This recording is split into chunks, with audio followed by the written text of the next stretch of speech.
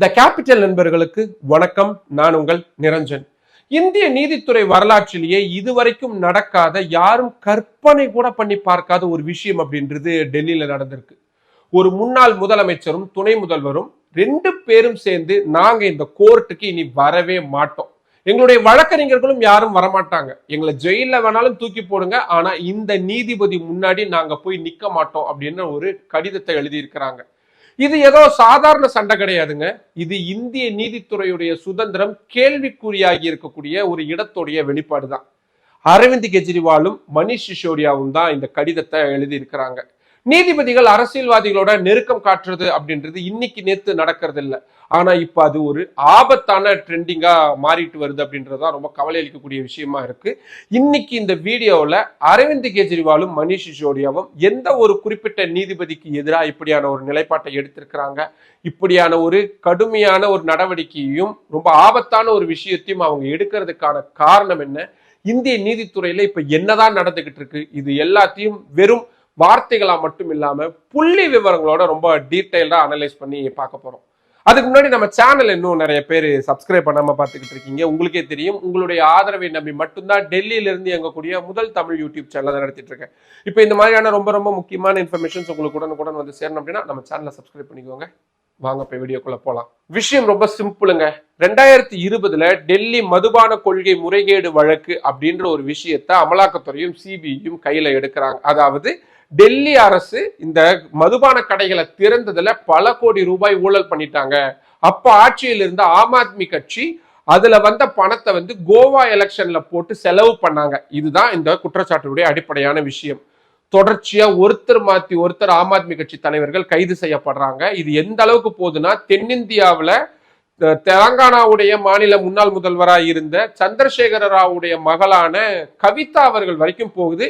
இவங்க எல்லாருமே திகார் சிறையில அடைக்கப்படுறாங்க. இதுல ரொம்ப ஹைலைட்டான விஷயம், டெல்லி மாநில முதல்வர் அரவிந்த் கெஜ்ரிவால் கைது செய்யப்பட்டு திகார் சிறையில் அடைக்கப்பட்டதுதான். பொதுவா இப்படி கைது நடவடிக்கை வருது அப்படின்னா முன்னாடியே மாநில முதல்வர்கள் ராஜினாமா பண்ணிடுவாங்க. ஆனா அரவிந்த் கெஜ்ரிவால் அப்படி பண்ணல. டெல்லி திகார் சிறைக்குள்ள இருந்துகிட்டே டெல்லியுடைய அரசு நிர்வாகத்தை நடத்திக்கிட்டே இருக்கிறாரு. கரெக்டா ஒரு சிறைபிடிக்கப்பட்ட நேரமும் டெல்லியுடைய மாநில சட்டமன்ற தேர்தல் நடந்த நேரமும் ஒன்னா இருந்தது. சிறையில ஒரு கட்சியுடைய தலைவரா இருக்கிறப்போ எப்படி எலெக்ஷன் வேலை நடக்கும்?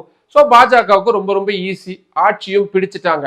ஆனா என்ன ட்விஸ்ட்னா, இந்த வழக்கை விசாரிச்ச டெல்லி சிபிஐ சிறப்பு நீதிமன்றம் அரவிந்த் கெஜ்ரிவால் ஆகட்டும், மணிஷ் சிசோடியாவாகட்டும், கவிதாவாகட்டும், இந்த வழக்குல சம்பந்தப்பட்டிருக்கக்கூடிய யாருக்கு எகென்ஸ்டாவும் எந்த ஒரு சாட்சியமும் இல்லை. இன்னும் சொல்ல போனா, இப்படி ஒரு முறைகேடே நடக்கல, இது சிபிஐ தானா ஜோடிச்ச ஒரு வழக்காதான் எங்களுக்கு தெரியுது, அதனால இது சம்பந்தப்பட்ட சிபிஐ அதிகாரிகள் மேல நடவடிக்கை எடுக்கணும் அப்படின்ற ஒரு தீர்ப்பை வழங்குறாங்க.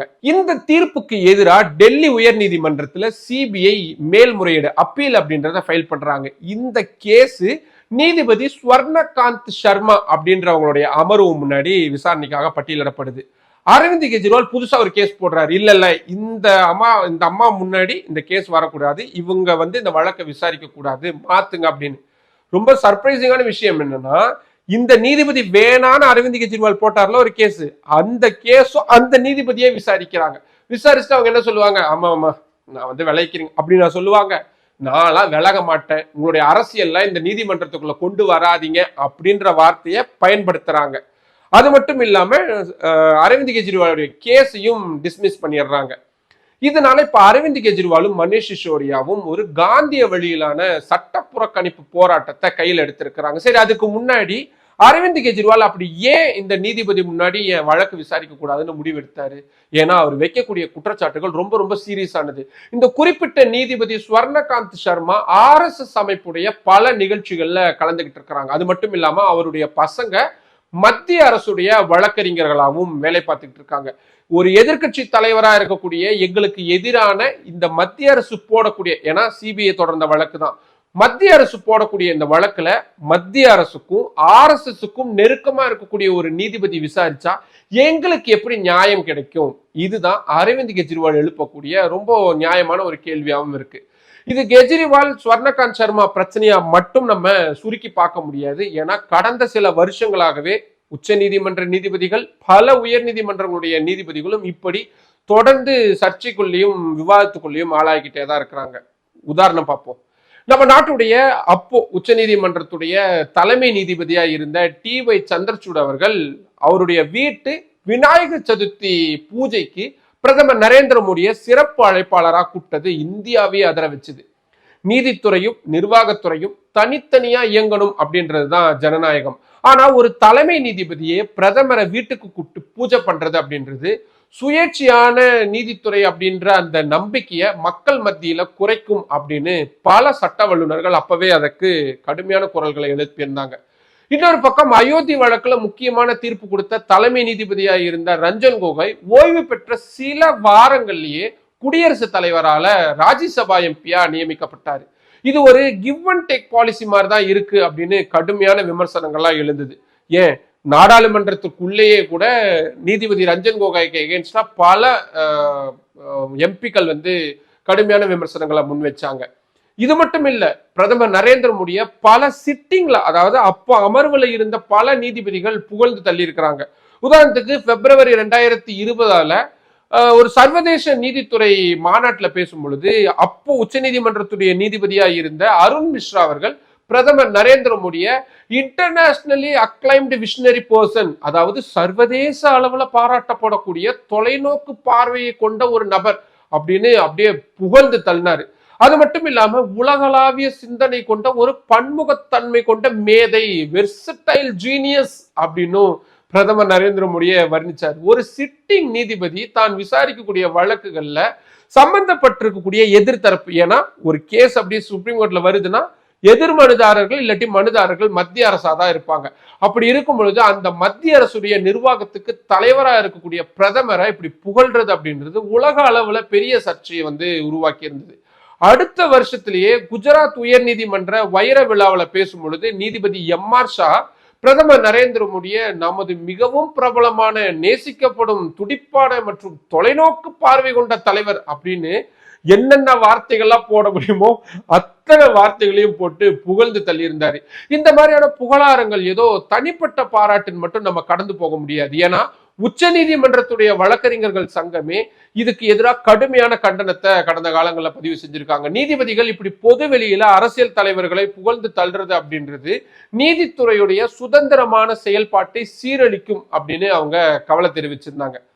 சரி, இப்ப உச்ச நீதிமன்றத்தை பார்த்தோமா, உயர் நீதிமன்றங்கள்ல நடந்த சில அதிர்ச்சியான சம்பவங்களையும் பார்ப்போம். கல்கத்தாவுடைய உயர் நீதிமன்ற நீதிபதியா இருந்த ஜஸ்டிஸ் அபிஜித் கங்கோபாத்யாயா, இவர் மம்தா பானர்ஜி அரசுக்கு எதிராக பல அதிரடியான தீர்ப்புகளை வழங்கியிருந்தாரு. எல்லாரும் இவரை ஒரு ஹீரோ மாதிரி பார்த்துக்கிட்டு இருந்தாங்க. ஆனா என்னாச்சுன்னா, ரிட்டையர்ட் ஆன அடுத்த செகண்ட்லயே பாஜகவில் சேர்ந்து இப்போ எம்பியாவும் இருக்கிறாரு. அப்ப இவர் கொடுத்த தீர்ப்புகள் எல்லாம் நடுநிலையானதா, இல்ல பாஜகவுக்கு இவரே ரூட்டு போட்டு கொடுத்தாரா? அலகாபாத் உயர் நீதிமன்ற நீதிபதியா இருந்த சேகர் குமார் யாதவ் செஞ்ச காரியம் ஒட்டுமொத்த நீதித்துறைக்குமே பெரிய ஒரு கரையா அமைஞ்சது. டிசம்பர் 8, 2024 நடந்த விஹெச்பி தீவிர ஒரு இந்துத்துவ அமைப்பா இருக்கக்கூடிய விஸ்வ இந்து பரிஷத்துடைய நிகழ்ச்சியில கலந்துகிட்ட இவரு அந்த மேடையில் என்ன பேசினாரு தெரியுமா? எங்களுடைய கீதை, உங்களுடைய குரான் அப்படின்னு மத ரீதியா மக்களை பிரிச்சு பேசினாரு. இஸ்லாமியர்களை குறிக்கக்கூடிய கத்முல்லா அப்படின்ற தரம் தாழ்ந்த வார்த்தையை அவரு பயன்படுத்தி இருந்தாரு. இந்தியா பெரும்பான்மை மக்களுடைய விருப்பப்படிதான் ஆளப்படணும்னு சொன்னதோடு மட்டும் இல்லாம நான்வெஜ் சாப்பிட்றதுனாலதான் நம்ம குழந்தைங்க கிட்ட சகிப்புத்தன்மை குறைஞ்சுக்கிட்டே வருது அப்படின்ற ஒரு விசித்திரமான கேவலமான ஒரு வாதத்தையும் அவரு முன் வச்சிருந்தாரு. இவருடைய இந்த வெறுப்பு பேச்சை கேட்ட அதிர்ந்து போன எதிர்கட்சி நாடாளுமன்ற உறுப்பினர்கள் 50க்கும் மேற்பட்டோர் சேர்ந்து 2024 டிசம்பர் 13 இவரை பதவி நீக்கம் செய்யணும் அப்படின்னு ராஜ்யசபால ஒரு மனு அப்படின்றத கொடுத்திருந்தாங்க. இந்திய வரலாற்றிலேயே ஒரு நீதிபதி வெறுப்பு பேச்சு பேசினதுக்காக அவர் மேல இம்பீச்மெண்ட் கொண்டு வந்தது அப்படின்றது இதுதான் முதல் முறையா இருந்துச்சு. ஆனா கொடுமை என்னன்னா, இந்த விசாரணை அந்த அளவுக்கு மெதுவா நடந்துகிட்டே இருந்தது. அது எப்படிங்க விஹெச்பியோடைய நிகழ்ச்சியில கலந்துகிட்டு RSS சித்தாந்தத்தை பேசக்கூடிய ஒரு நீதிபதியை மத்திய அரசு அப்படி என்ன தகுதி நீக்கம் பண்ணிடுவாங்களா என்ன? அப்படி எதுவுமே நடக்கவே இல்லை.